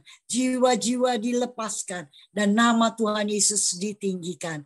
Terima kasih untuk hamba-Mu pada sore hari ini. Kami serahkan baik Bapak Manopo maupun seluruh keluarganya. Tuhan berkati, Tuhan jagai, lindungi kami semua Tuhan pada sore hari ini terutama Tuhan. Ketika firman-Mu ditaburkan ada oknum yang tidak senang. Biarlah setiap kami yang hadir ditutup bungkus dengan kuasa darah-Mu. Agar tidak ada dendam yang terjadi kepada kami. Kami percayakan kuasa-Mu Tuhan Yesus. Kami serahkan hamba-hamba-Mu ke dalam tangan-Mu. Bapak kami serahkan khususnya juga Bapak Gembala kami. Bapak Komingguan yang mengkoordinir kami Tuhan. Di dalam family ministry ini. Tuhan, tutup bungkus dia dengan kuasa darah-Mu. Dan tambahkan hikmat urapan baginya. Panjang sabar, agar dia boleh terus Tuhan mengkoordinir kami. Seberapapun kami yang ada, tidak menjadi masalah. Karena kami butuh kuasa di dalam nama Tuhan Yesus. Kami tidak butuh jumlah, kami butuh urapan kuasa yang terjadi atas kami. Berkati hamba-Mu Pendeta Komingguan, berkati istri, anak, cucu, Tuhan tutup bungkus dengan kuasa darah-Mu, agar mereka tetap terpelihara. Dan apa yang diperjuangkan oleh Bapak Komingguan, Tuhan yang Maha Mengetahui, kami serahkan semua ke dalam tangan-Mu. Kami juga berdoa bagi hamba-Mu Tuhan, Pak Derikson yang membantu, maupun Pak Joni Iskandar, Pak Yohanes, semua Tuhan hamba-Mu Tuhan yang ada bersama dengan kami pada sore hari ini, yang menjadi tiang doa pengerja di tengah-tengah keluarga besar Family Ministry. Tuhan, tambahkan semangat bagi mereka, dan Tuhan berikan juga tambahkan hikmat agar apa yang mereka perjuangkan boleh berhasil untuk keluarga besar Family Ministry, dan nama Tuhan Yesus ditinggikan. Para wanita Tuhan jadikan penolong di tengah-tengah, oh Tuhan, kesibukan kami hari lepas hari di tengah keluarga, juga di tengah-tengah Family Ministry. Tuhan berkati, kami serahkan seluruh, oh Tuhan, pengerja-pengerja yang ada di Family Ministry ini. Tuhan berkati kami. Pak Hendra Winata, kami percaya Tuhan, Engkau juga menjamah dia, Engkau sembuhkan dia, Engkau pulihkan dia Tuhan. Kami percaya kuasa-Mu tidak pernah berubah Tuhan Yesus, dan Pak Hendra Winata akan kembali dipulihkan. Kami percaya Tuhan Yesus, bersama keluarga, anak, cucu. Tuhan berkati. Terima kasih Bapak, inilah kami pada sore hari ini, Family Ministry Tuhan Yesus, anak-anak-Mu yang Kau percayakan, kami boleh menjadi saksi-Mu, sertai setiap kerjaan kami, setiap kami bersaksi, Tuhan menyertai kami. Terima kasih juga kami berdoa pada sore hari ini untuk bangsa kami, Tuhan, pemerintahan Indonesia, pemimpin-pemimpin kami, Bapak Presiden Jokowi, maupun wakilnya, para menteri, aparat keamanan. Tuhan, berikan roh takut akan Tuhan. Biarlah mereka lebih mencintai damai sejahtera Tuhan. Kami percaya Indonesia boleh ada, karena ada anak-anak-Mu yang menjadi tiang doa bagi Indonesia, yang berdoa Tuhan bagi bangsa ini, dan setiap pemerintahan yang mau Tuhan memiliki radikal atau apapun bangsa kami ini Tuhan, biarlah semua itu kami bersatu hati mengikat semua pemberontakan-pemberontakan, dan kami patahkan kuasanya. Selamatkan bangsa Indonesia. Kiranya Roh-Mu melawat setiap kami di Indonesia ini, sehingga banyak jiwa boleh diselamatkan. Kami berdoa buat para dokter, para perawat Tuhan yang bekerja melayani para pasien. Tuhan berkati jerih payah mereka, dan para pasien Tuhan tambahkan semangat sehingga mereka boleh bangkit dan mereka boleh disembuhkan, para dokter boleh berhasil, dan obat-obat yang dipergunakan, alat-alat medis yang dipergunakan, Tuhan berkati. Hamba-Hamba-Mu yang melayani juga Tuhan di hari yang baru, hari esok maupun hari ini, Tuhan berkati Tuhan pelayanan dari hamba-hamba-Mu, sehingga banyak kuasa-kuasa boleh dikalahkan, kuasa-kuasa kegelapan, dan jiwa-jiwa dimenangkan untuk kerajaan-Mu. Sempurnakanlah doa kami Bapa. Inilah Tuhan kerinduan kami, baik keluarga besar Family Ministry maupun setiap keluarga kami pribadi lepas pribadi. Tuhan menyertai kami, Tuhan memberkati setiap keluarga kami. Terima kasih Bapa. Di dalam nama Tuhan Yesus kami menaikkan syukur kami pada sore hari ini. Haleluya. Selamat sore Oma Grace. Selamat sore Oma Grace. Ketemu lagi. Silakan Pak Pendeta John Marco. Berkat buat kita semua. Saya pamit Pak. Baik, Pak John. Ya. Baik. Terima kasih Pak. Baik Bapak Ibu yang diberkati Tuhan, sebelum kita berpisah, mari arahkanlah hati dan pikiran kita kepada Tuhan, lakukanlah kebenaran firman Tuhan, dan terimalah berkat-Nya. kasih karunia, dan damai sejahtera dari Allah Bapa Tuhan kita Yesus Kristus dan persekutuan dengan Roh Kudus memberkati saudara, melindungi saudara, dan Tuhan Yesus menyertai engkau senantiasa mulai saat ini sampai Maranatha Yesus datang kedua kalinya. Di dalam nama Yesus Kristus, mari kita yang diberkati, kita katakan Amin. Amin. Amin.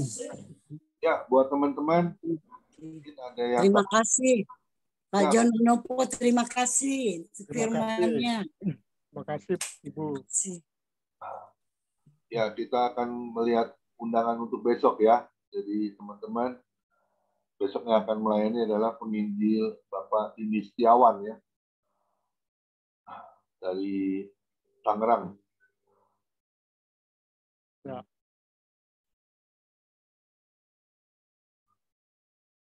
Ya, ini temanya tentang keluarga ya, keluarga damai sejahtera ya. Jadi kita yang berkeluarga ini nanti besok firman Tuhan akan berbicara tentang keluarga yang damai sejahtera itu yang seperti apa ya. Kita harus mendengar apa yang menjadi pesan Tuhan ya, dan saya percaya pasti kita semua akan diberkati oleh firman-Nya. Ya, tadi ada Ibu Adeline yang belum dengar sama Pak Anpal ya tentang Pak John Manopo. Boleh sekilas sedikit Pak John Manopo untuk sekolah teologinya, karena Oh iya, baik. Baik, Bapak Ibu yang tadi sebelum mendengar yang saya sampaikan bahwa saya sebagai pendeta misi dan saya sebagai dosen di beberapa STT yang sedang menyelesaikan strata 3 doktoral teologi di Sekolah Tinggi Teologi Anugerah Indonesia Surabaya.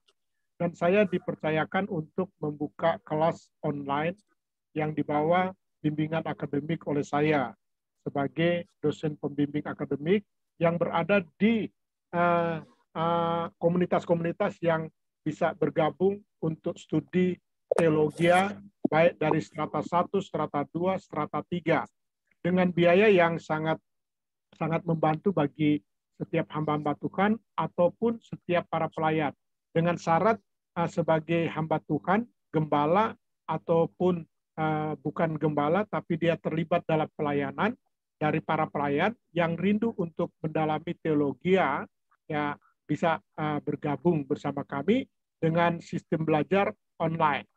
Jadi dengan sistem belajar online dan dengan biaya yang sangat membantu ya, dan dengan cara cicil. Nah, nanti saya akan juga sampaikan kepada Bapak Ibu yang ingin lebih dalam lagi untuk bertanya tentang sekolah teologi yang dilaksanakan belajar mengajar secara online.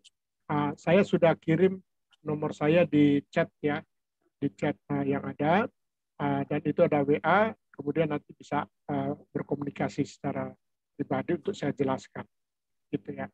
Mungkin itu ya Bapak Ibu yang belum mendengar tadi pengumuman atau kesaksian saya tadi. Terima kasih Pak Pendeta Komingguan. Pak Pendeta John Manopo ini tinggalnya di Cibubur ya? Ya, saya di Cibubur. Saya tepatnya di perumahan Puriganda Asri, samping kota wisata. Ya. Ya, jadi teman-teman kayak Ibu Adeline, mungkin Pak Anpal ya, yang mau sekolah, maupun Brahmana Sembiring, Bu Grace ya, boleh, Bu Messi ya, atau siapapun ya, boleh hubungin langsung Pendeta John Manopo ya. Ini kesempatan ya, karena bisa dicicil ya, dan juga online belajarnya ya. Belajarnya online. Ya. Ya. Ini kami ada wisuda ini, nanti bulan tanggal 11 Agustus itu kami wisuda ya. Kemudian kami yang ada mahasiswa yang ada di Jabodetabek, kami adakan di gedung PGI Salemba ya. Kami adakan di sana. Jadi strata 1, strata 2, dan strata 3 kami adakan. Nah, untuk tahun ini saya dipercaya sebagai dosen pembimbing akademik yang untuk kelas online. Jadi kalau ada, saya ini baru bergabung ini 2, kemudian ini ada termasuk Lydia Kando dan Ana Tairas. Nanti satu waktu jika berkenan Pak Pendeta Komingguan, beliau bisa dijadwalkan di sini ya, Pendeta Ana Tairas. Jadi Pendeta Ana Tairas ini dulu juga tim pelayanan saya, kemudian saya dorong, bukan dorong ya, saya arahkan untuk sekolah teologi, kemudian dia sekolah teologi, setelah dia sekolah teologi, dia bermisi, saya bilang supaya bisa melayani perjamuan kudus dan lain sebagainya, pemberkatan nikah, ya ditabiskan jadi pendeta. Akhirnya ditabiskan jadi pendeta. Kemudian saat sekarang ini melayani misi. Kemudian di Diakando juga, saya membentuk satu persekutuan doa di Cibubur ya, di Citra Grand. Kami ada di sana setiap sebulan 2 kali. Hari Sabtu jam 5. Nah, kami bersekutu di sana. Nah, itu ya. Itu saja informasinya. Ya, makasih Pak John Manopo. Boleh nanti nomornya kasih ke saya, nanti saya jadwal ya. Di chat juga saya sudah kirim ya. Nanti saya juga berikan. Ya teman-teman, bagi yang mau bertanya tadi tentang okultisme, boleh silakan. Atau mau bertanya tentang sekolahan STT, boleh. Ya, nggak usah sungkan, ini Pendeta John Manopo ini orangnya luar biasa ya. Rendah hati ya, selalu mau berbagi untuk semua kita diberkati ya. Silakan, mungkin Ibu Grace dulu atau Ibu Adeline, silakan. Shalom Pak Pendeta Komingguan, terima kasih. Shalom Pak Pendeta John. Shalom Ibu Adeline. Saya mau menanyakan mungkin sedikit di luar dari pembicaraan sore ini ya Pak, ya, tentang doa berkat Pak. Ya. Gitu. Apakah doa berkat itu khusus hanya diberikan kepada pendeta yang akan memberikan doa berkat, atau bagaimana Pak? Karena saya kan tidak ada bekal sekolah STT ya Pak. Tapi karena kemurahan Tuhan, saya di tempat ini juga dikasih kesempatan untuk menjadi doa syafaat dan pelayan firman gitu. Tapi di grup sebelah, besok saya suruh doa syafaat dan doa berkat gitu Pak. Ya. Gimana mengenai doa berkat itu Pak? Terima kasih Pak, Tuhan berkati. Ya, artinya kan begini ya. Nah ini kan ada doktrin ajaran. Saya ngajar mata kuliah doktrin gereja ya, doktrin gereja, doktrin Alkitab, hukum gereja. Saya ngajar. Nah, jadi di setiap komunitas atau sinode tertentu ya, kalau dia belum ditabiskan jadi pendeta, dia tidak boleh memberikan berkat, gitu ya. Tapi ada yang boleh memberkati, boleh menumpangkan berkat, memberikan doa berkat waktu dia sebagai majelis jemaat yang sudah diteguhkan. Gitu ya, diteguhkan. Nah ini hanya doktrin ya, maaf ya Bapak Ibu ya, saya cuma menyampaikan. Makanya kalau belajar nanti itu kita akan lebih tahu. Waktu kita masuk sekolah teologi, kita betul-betul dipersiapkan sebagai seorang hamba Tuhan yang siap terjun melayani. Kalau saya kan pendeta misi, saya melayani di seluruh Indonesia. Jadi mereka yang diberkati atau ditabiskan jadi seorang pendeta, pendeta itu adalah jabatan dari gereja. Bukan dia sekolah STT langsung tahu-tahu dia disebut pendeta. Enggak, itu salah. Jadi pendeta itu adalah jabatan yang diberikan oleh sinode. Sinode apa saja? Kita di sinode di Indonesia terlalu banyak sinode ya. Sehingga dari sinode itu timbullah turun yang namanya doktrin. Kemudian ada dari doktrin itu ada dogma. Dogma itu adalah kalau kita orang Kristen, kita berkata Yesus Kristus adalah Tuhan dan Juru Selamat. Kalau kita sudah katakan Yesus itu bukan Tuhan, itu bukan orang Kristen. Itu dogma. Ya, baru ajaran. Nah, makanya ajaran ini baru timbullah ya denominasi. Ya, dari ajaran itu yang dikatakan doktrin. Doktrin itu ada ajaran. Nah, ini lucu ya, lucu ini. Anak saya ada mau diberkati, dia kenal dengan seorang wanita dengan satu daerah, kemudian dia ada di satu gereja, kemudian ada ketentuan-ketentuan sebelum masuk pemberkatan nikah harus masuk dalam konseling pranikah belajar sekian lama. Tapi di dalam praktik untuk belajar sekian lama, tapi dia nggak kasih tahu kalau anak saya itu bapaknya pendeta gitu kan. Kemudian dia ngomong sama saya, Pak, harus begini-gini. Ya itu memang ajarannya di sana. Tapi dari satu gereja itu, dia di pusat dengan di daerah itu berbeda. Di mana gembalanya maunya begitu, ya gitu. Nah, itu saya bilang, dia sudah keluar dari relnya. Jadi seharusnya dia mengikuti dari sinodenya. Sinode dibilang A, ya harus A semua. nggak boleh A plus B. Nah ini ada. Nah Bapak Ibu kalau nanti belajar ya, kalau dalam kesempatan bisa ya, bukan saya itu paling senang itu mensupport supaya orang yang melayani itu kan ada kan banyak kan gini kan, belum pendeta dipanggil pendeta kan, tapi dia senang juga gitu loh. Dia senang juga. Terus saya bilang, itu pendeta itu bukan orang sekolah teologi langsung selesai dia disebut pendeta, enggak. Dia harus ada masuk dalam satu sinode, kemudian dia ditabiskan. Barulah melekat berhak menggunakan baik gelar akademik dia, baru ada dikata nama depan, di depan namanya seperti saya John. Waktu saya belum sekolah S2 saya selesai, kemudian saya evangelis ya, penginjil ya. Nah, terus setelah saya bergabung, baru dari surat SK itu dari Gereja Presbyterian Indonesia ditaruhlah bahwa berhak mendapatkan satu predikat dengan gelar PDT. Jadi di depan nama saya disebut PDT, Pendeta John Joseph Manopo, MDiv MTH, gitu kan? Nah, setelah saya ditabiskan, nah kalau pertanyaan Ibu Adeline, boleh nggak kita itu memberikan doa syafaat dan doa berkat? Satu, yang saya katakan, orang yang memberikan berkat itu orang yang sudah ditabiskan.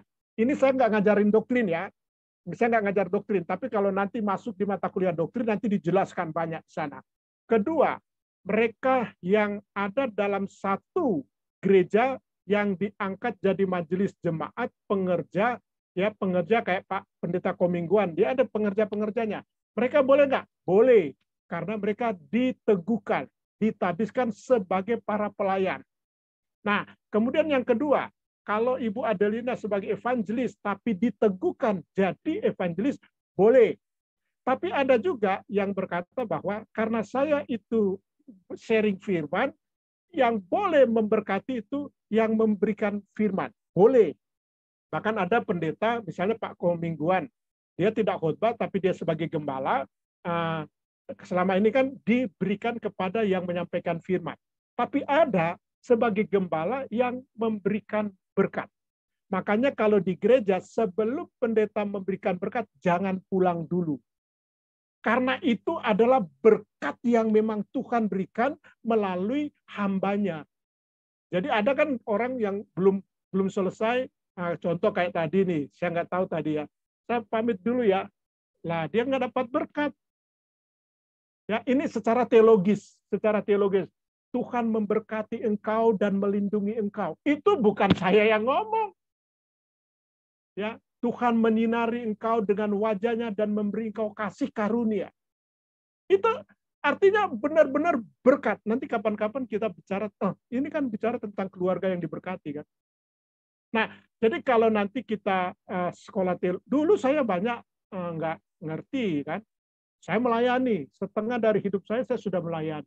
Tapi setelah saya studi, apalagi saya studi doktor S3 saya. Lebih lagi, ternyata banyak yang saya nggak ngerti. Ya, jadi itu ya.